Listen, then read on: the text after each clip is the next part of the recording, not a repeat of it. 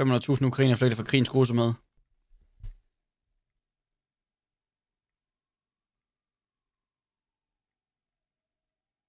Det er helt fuck det der. De har fucking bombet sådan en... de har bombet sådan en fredsplads. Der var ikke noget... Altså, de har fucking lavet krigsforbrydelser af Rusland. Udelukket Rusland. Udelukket Rusland. Udelukket for PL. Udelukket Rusland. Brøndby sætter Ukraines flag på spillertrøjen. Fuck, var der meget fodboldnyt. Jeg er da lige glad. Hat-trick i SIF-sejr over AB. Jamen, altså... Seneste sport. Hvorfor er jeg også under det? Ja, så kan jeg også der så meget. Bald and Bankrupt. Jeg har hørt om ham derfra.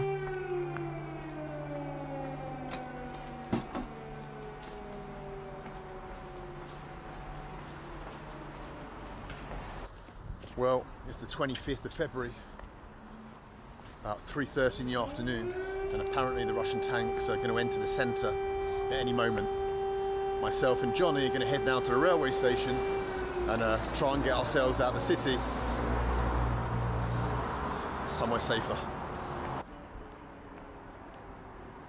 Shit, der er tomt, man. It's just so surreal to think that in another part of this city, people are being shot, run over with tanks, there's fighting.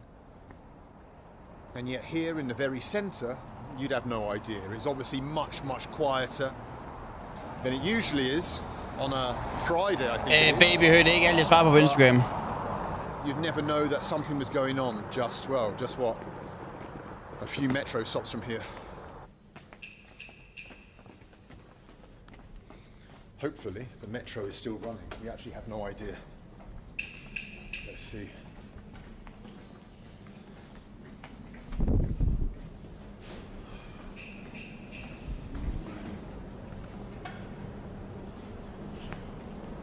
Работает сегодня метро, да? Хорошо.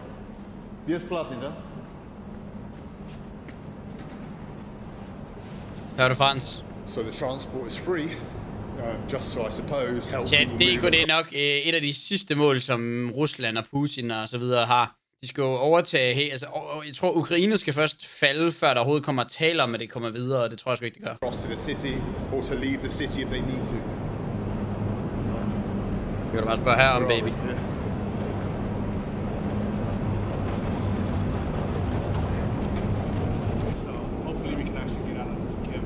I took Johnny's rational advice to try and get out of the city today before it's too late, because if you don't leave today, once the tanks get here, who knows what happens to transport links. The airport's already bombed. Who knows what happens to railway routes, bus routes, roads. So yeah, I think it's a case of either we leave today or we wouldn't be leaving for a long, long time. So let's go down there, TMP-server, baby. Let's get to the railway station and see if we can get on the train. I'm sure there's many people there. Det er en kæmpe rulletrap, det har det også i England. Yeah, there's places for everybody. Yeah. This may be the last train out of Kiev. Yeah, quite possibly. There are just people down here with their suitcases and their luggage, obviously got the same idea as me and Johnny, which is to somehow get out of here, or some people will be sheltering from the inevitable bombings. I suppose that's going to come at some point. Hvad laver han der i Ukraine? Bor han der, eller hvad?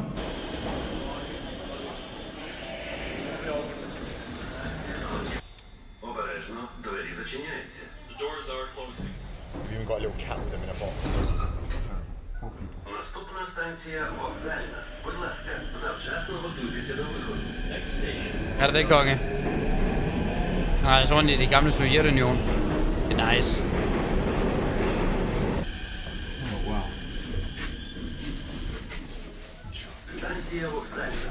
Вихід до залізничного вокзалу і транспорту до... Men det er jo sygt nok, folk de stadig bruger mundbind.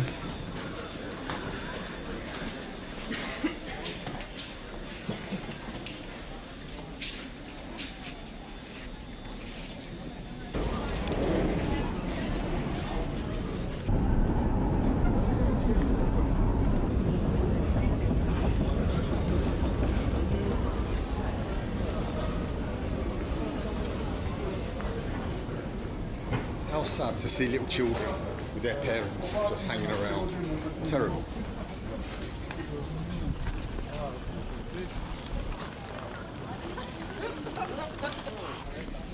Ja, det med at sikre mundbind. Altså, det er også ret træls at få corona, hvis man er på flugt. What do you reckon, Johnny? Just go into the ticket office and see. Try and find some information. Wow, just the queues. Check it out. Det er vildt nok optagelse der, fordi man kan se, hvordan hele situationen er. Lviv. Bakhmut, Lviv. Right there. This is really hard to know which train is going, which one is coming. If we need a ticket, if we don't need a ticket. Извините, пожалуйста, я слышу, что билеты не надо. Вы не знаете, если это правда или нет? Есть, где не надо. Надо билеты, Нет, да? есть, где не надо. Там тоже сказали, можно и так же. Там купить у проводника. Понял, да? Можно, да. There's a train leaving in half an hour down store pumpede to the patter. Romanian Ja da. border. So we're going to see if we can't get on it. Track 5 up here. Vinica. Piatti. Где Piatti? Nok ikke. Skal vi se Nixon. Wow. Look at it. It's like something from a war movie, 1939 or something. People trying to escape the city before the inevitable invasion. Wow. Check it out. Hundreds and hundreds of people trying to get out of it. People with children, people with cats and dogs, babushkas. Cats, dogs. How terribly sad. Bands, true. Медведь. Один мій. Один, that point. Один лишній. He has a ticket. No, we've asked. This guy has a ticket for sale, but only one. We've met a chap on the platform who's got one ticket and said he's going to speak to the provodnitsa, the lady who looks after each compartment, to see if we can go with him. Yeah, let's see what happens. Maybe we can just be in the corridor or we can sit in the toilet or something, I don't know. But we'll see what happens. But people seem in good spirits. There's no panic here. You know, Ukrainian people are very stoic. Ukraine redder Putin, så er Putin død. Yeah, there's no panic here. People scrambling to get in front of each other for the train. People are relaxed, but obviously nervous as well. Are we? Why didn't you leave earlier? Because Johnson was just shouting everyone to leave. I know, but why didn't you leave earlier? We just thought that we would stay, and I don't know, that it wouldn't be possible to leave. We thought there were no trains, no buses. And then we said, okay, let's go and look at the railway station and see. And no вот, есть что-то. Но мы не ожидали это. Мы думали, что ничего не будет сегодня. Понимаете меня?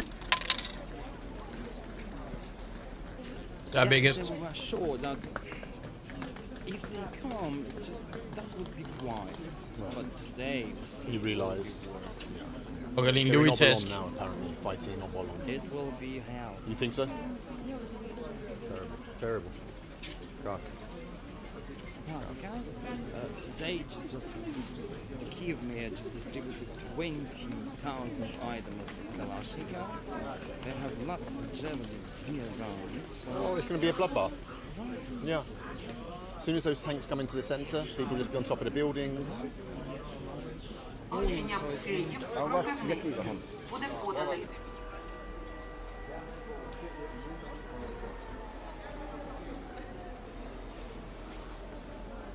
So the air attack sirens are going off on the city.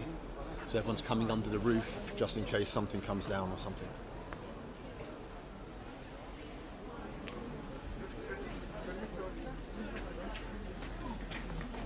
Shit, mand. Hvad laver I, hvis de fucking bombede togbanerne?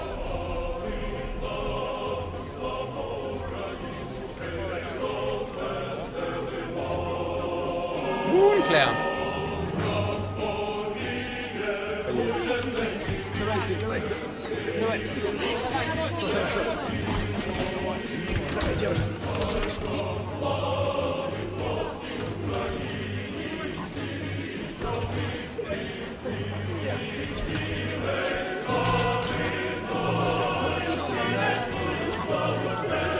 No one has tickets, everyone's just jumping in.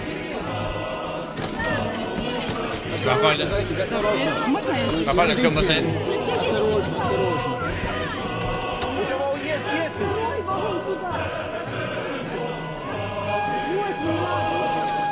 Если дети есть, давайте на мое место.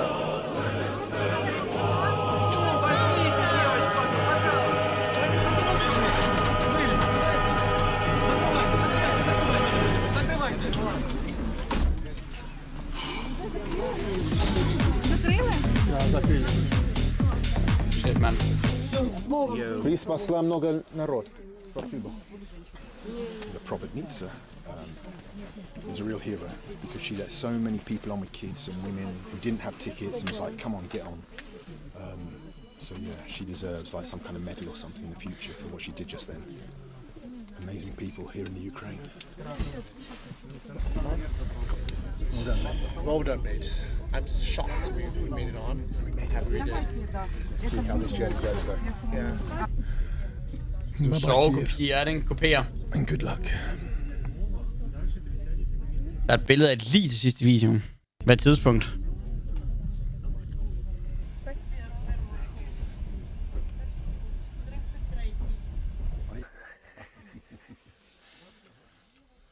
This is how you survive on a refugee train.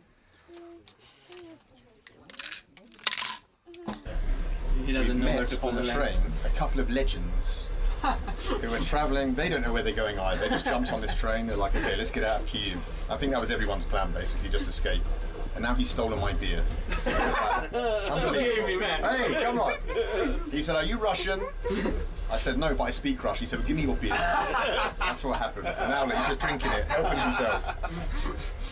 Yeah, of course. Like a lot of people in Russia, so because it's one madman and maybe some team that's supporting him, but it's not whole country. Yeah. There's a lot of protests in Russia that but says they don't want to. Also the 1924. Just jumped on this train. They're like, okay, let's get out of Kyiv. I think that was everyone's plan, basically. Ikke, du har skrevet det så mange gange, når jeg gider ikke. He stolen my beer. Det er sikkert en lortevideo, hvis du bliver ved med at spørge, om jeg vil se He den. said, are you Russian? I said, no, but I speak Russian. He said, well, give me your beer. That's what happened. And now he's just drinking it, helping himself. Yeah, of course. like a lot of people in Russia, so because it's one madman and maybe some team that's supporting him, but it's not whole country. Yeah.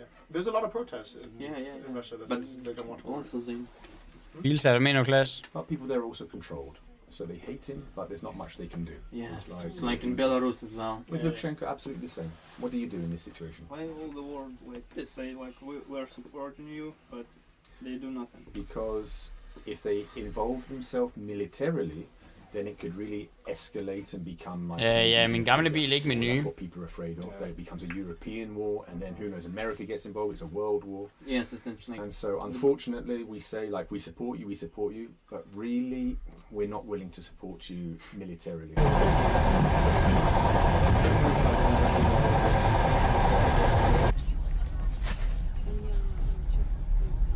Er der et dødt lig? Altså, et lig er for det meste dødt. I'm going to try some Ukrainian nalivka, which is alcohol, sweet alcohol. Not this. This is Not this. That's just for hospital. It's just fuzzy drink. It's a children's alcoholic drink. Det er monorin. We are so tough. Oh, okay. Yeah. Okay. Want to try? Try some nalivka. Nalivai nalivka. Yeah. That's why it's nalivka. Ah, okay. Enjoy it. Come on, we're doing the apple juice. It's That's gonna be a good footage. Oh, I like it. give you all the cigarettes. I've been given some Velo. Klar til gennem der Limfjordstunnelen. Jeg tror alvorligt set, hvis der skulle ske et eller andet, eller man fik en idé om, der skulle ske et eller andet, så flytter jeg bare hjem til mine forældre. For de bor ude på landet. Nicotine, which is now... She's trying to turn me into a nicotine Velo addict. But let's see what happens. Thank you, I appreciate that. What lovely people It's on the... only for train. 80 ages consumers. Did you know? 80 ages? 18, sorry. Am I older or younger? Fyr bare en than you skive. think? Dagspause. Sorry. I sleep 1 hour. Okay. So I don't remember. Så der kommer til at ske noget. Or 80. Det værste, der kommer til at ske i Danmark, det er, at vi kommer til at betale lidt mere for benzin og strøm og det ene og det andet. Og sådan, det er sådan, altså, du ved, heller det, end vi ikke har noget hus, vel? I don't remember the difference because Oh my God. between 80. I think she's saying I I'm sleep 80. 1 hour. Are you saying I'm 80?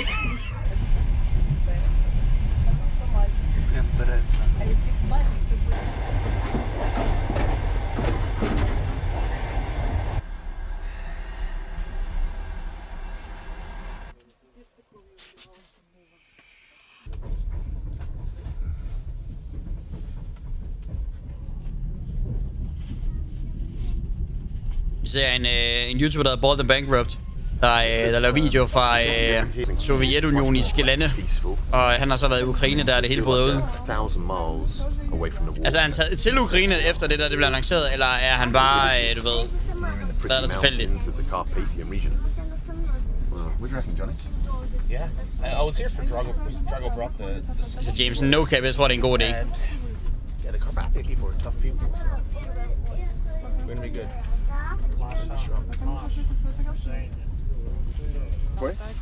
Altså legit, det meste i gaden er faktisk gode steder at være, fordi der er ikke vinduer i det meste af det. Samt der er kælder i mange af stederne i gaden. Da Fiji li где-то. Да. Я помню ему. Han er fuldstændig med bog. Будет скучно в Англии, не переезжайте. Хорошо, буду, 100%. Все будет хорошо здесь, не переживайте. Удачи, слава Украине. Tag lige ud af noget mod.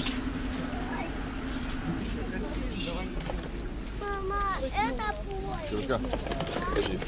Спасибо за трудность. Well, we made it on the Refugee Express. The cats, the dogs, the babies, the children, the mums, the dads, the babushkas, the jedushkas, Johnny, me. We've made it. Hvor er de nået hen? Til Polen, eller hvad? Yep. Ужгород, брат. Да, Ужгород. Давайте. Nogle slidt togvogn, mand. Давай. Wow. You travel in style when you try and escape Ukraine. Check this out, a real Soviet electrichka.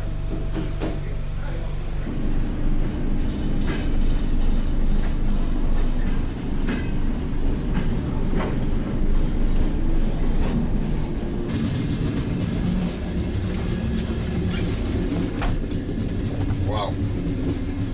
Er det toilettet? What a train this is. This is unchanged since Soviet times, this train. Wow, look at it. Det var lige nede på skinnerne! Well, although we've not crossed the border into Hungary yet, it already feels like we're there. This part of Ukraine was taken from Hungary by the Soviet Union. And the houses that we're past...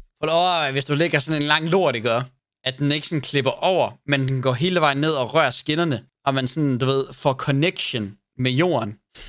The villages, the people, the language here in Ukraine and this part of Ukraine is Hungarian. The signposts are all written. Og det overvej undersiden af det der fucking togmø er fucking disgusting.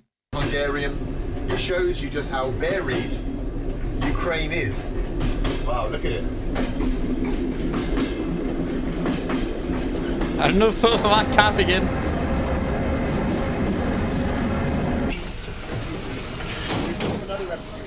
Yeah. So we've had a change of plan. We've come to the town of Chop on the border with Hungary.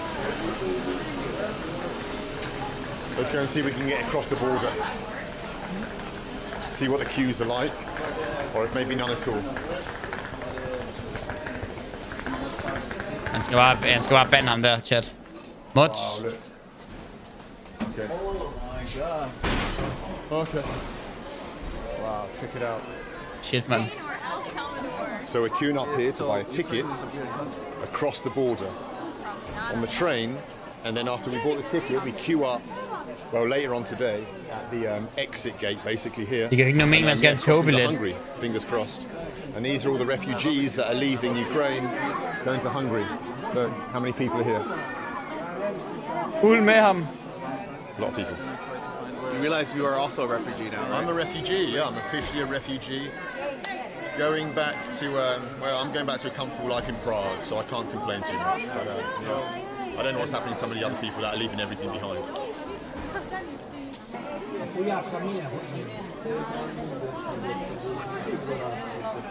Ми можемо виїхати, мене випустять за кордон, якщо я дитину без мати в Харкові. Одну до Венгрии, пожалуйста, один билет. Паспорт вам нужен? Спасибо. Wow. Got our ticket to Hungary. Залезли, сука, как всегда, как тараканы ёбаные.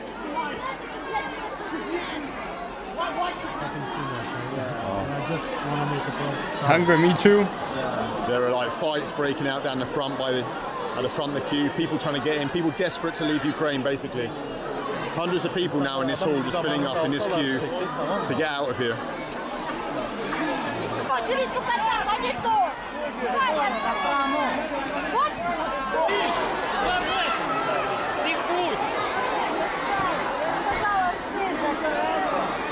They've opened the doors again. Let's see if we get in. Wow. It's going to be a struggle. Fuck, man.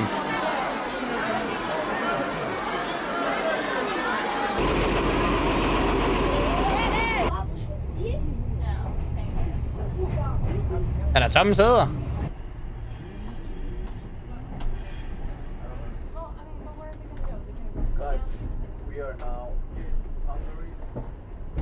Den hedder Leaving Kiev on a Refugee Train.